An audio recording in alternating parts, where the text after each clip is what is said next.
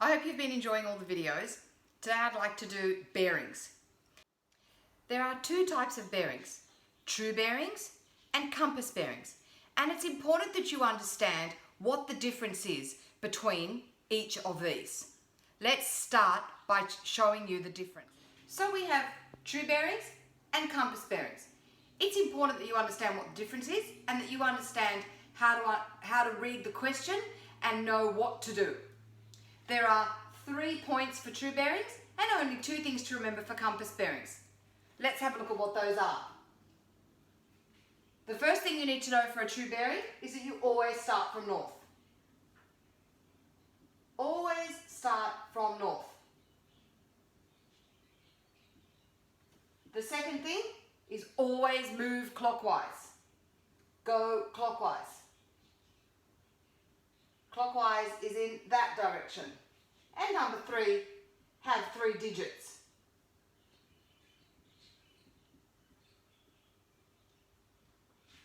And end in a T for true bearing. T for true bearing. With the compass bearing, there are only 2 things you need to remember. Start from north or south.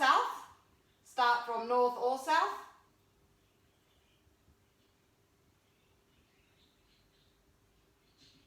And then move east or west.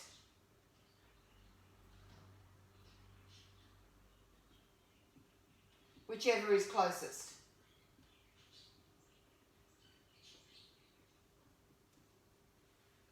Now that you know what the difference is between a true bearing and a compass bearing, let's do some examples so that you can actually see and understand what the differences are. It's all very nice in words. Let's do it in numbers. Let's go through 5 different examples of how they can ask you anything to do with a true bearing. True bearing. True bearing always starts from north. Remember that north is up there and we're going in a clockwise direction. There's east, south and west. I like to remember north, south, east and west because WE makes a word, we. So I never get them the wrong way around because if I drew it the wrong way around, then I would not get a word. You get EW, which isn't a word. Draw the bearing of 50 degrees.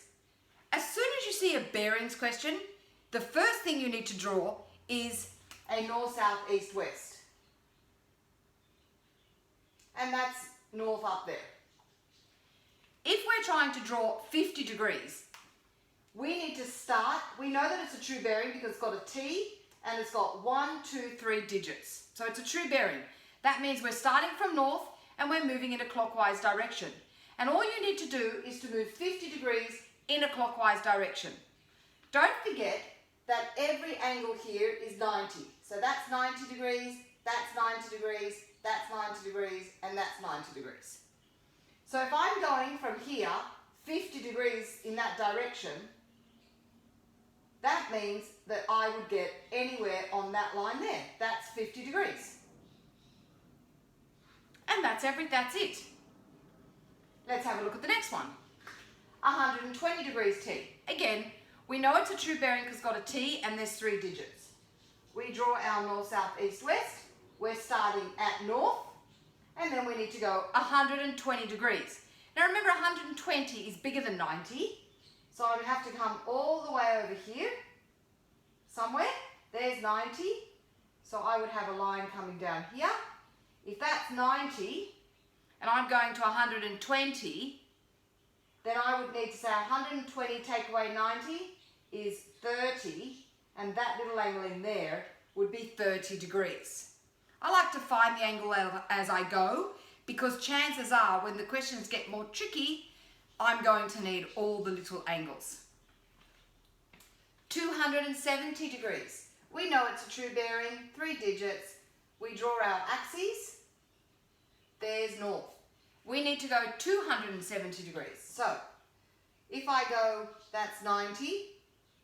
That's another 90, that's 180. If I go another 90, that's 270. Great. So my line would be here. 270 degrees. No little angles to find there because they're all just 90 degrees. The bearing of B from A.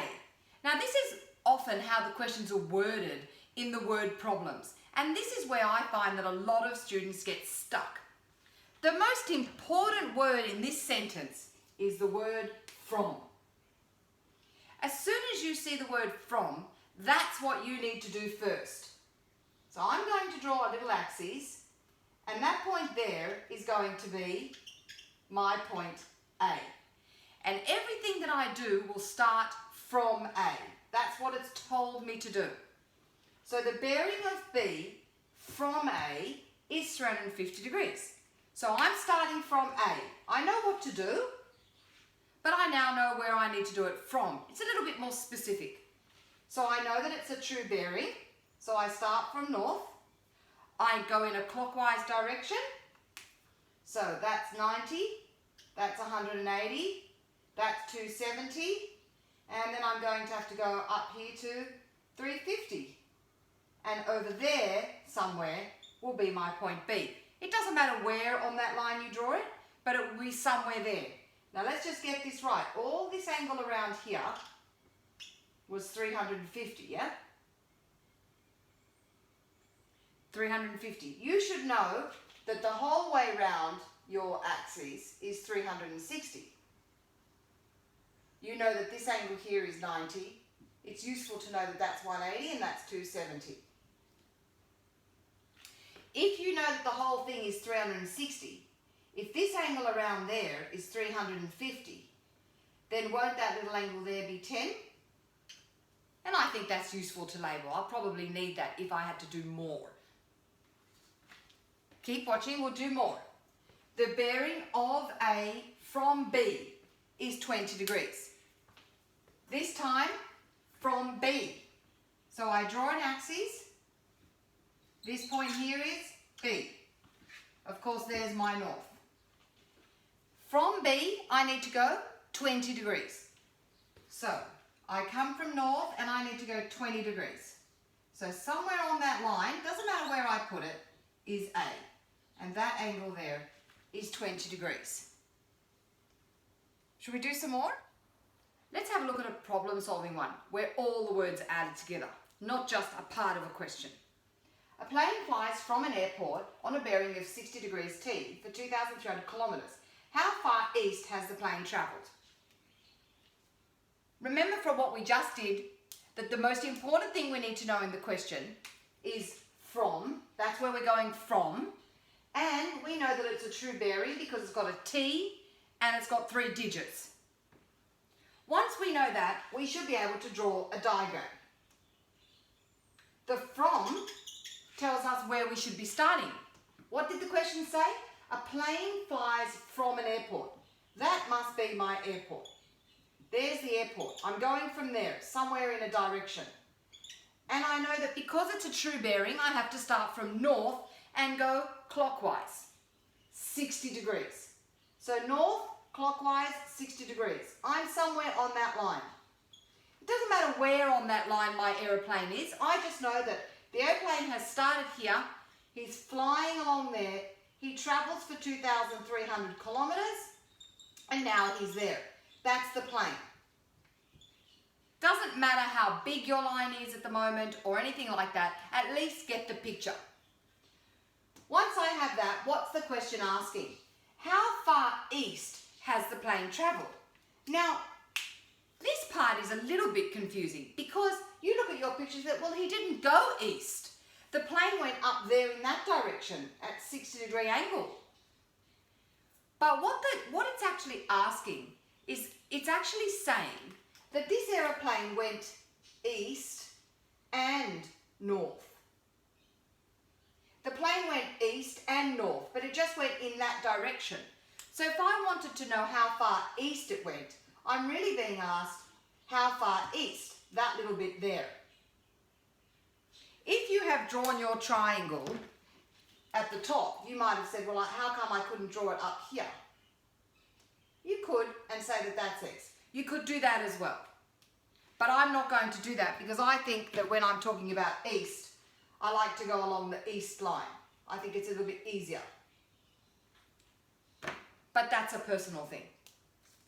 Once I know that's the hypotenuse. I know this is, now this is tricky because I haven't got my angle.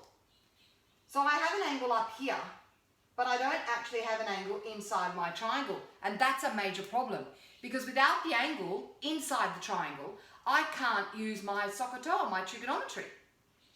So we need to think that angle there is 90 degrees. This angle there is 60. So this one must be 30 degrees because 60 plus 30 adds to 90. Now I can label the rest of my sides. This is adjacent and this is opposite. I now have A and H and I can continue with SOHCAHTOA. Cos. So cos 30 degrees equals adjacent over hypotenuse times both sides by 2,300. They cancel and I'm left with x equals 2,300 times by cos 30. 1,991.8. And of course, therefore, the plane travelled 199, well, I'll just round it off to the nearest kilometre, to the nearest kilometre east. Don't forget, you're asked in words, you should answer in words. Let's have a look now at compass bearings. Very similar to true bearings, and the questions are almost identical in wording, except the way that your compass bearing is expressed, the way that the bearing is expressed is different. We have a compass bearing. Of course, the first thing we need to do, just like in the true bearing, is to draw your north, south, east, west. Don't forget north, south, east, west. This is 0 and 360 degrees. This is 90 degrees. This is 180 degrees. And this is 270 degrees. Just if you don't know those off by heart, they can be very useful to know. We want to go north 50 degrees east. We're starting here, we go north 50 degrees east. It tells us exactly what to do. So we're going 50 degrees in that direction. You go north, then you go 50 degrees east. And that's it. If we want to label that 40 degrees because we know that 50 and 40 make 90, that's great. Because that's going to be useful for the questions later, as we saw in the last example. This one, south 20 degrees west. Remember, this is much, I think these are even easier than the true bearings because they tell you what to do. Here it says go south and then 20 degrees west. So that's over there, that's 20 degrees. And if we want to, we can label that 70 degrees as well because we know that 20 plus 70 is 90. And that's it. Let's do a problem with these. Jodie walked 8 kilometres on a bearing of north 35 degrees west from her home. How far north is she now from home? All right, well, we know we need to draw an axis. And what are the two most important things we need to look at in a bearings question? From her home. So that must be her home. From home. And what do we need to do? She walks, we know it's a compass bearing. So we know that she's going north, then 35 degrees west. That's that way. So 35 degrees that way. That's what she's done. She's now over here, walking. That's where she is now. How far north is she now from home? So how far north is she? Well, that's north. That must be X. And of course I need to have a right angle triangle. I forgot to label my 8. Of course I need to label everything in the information.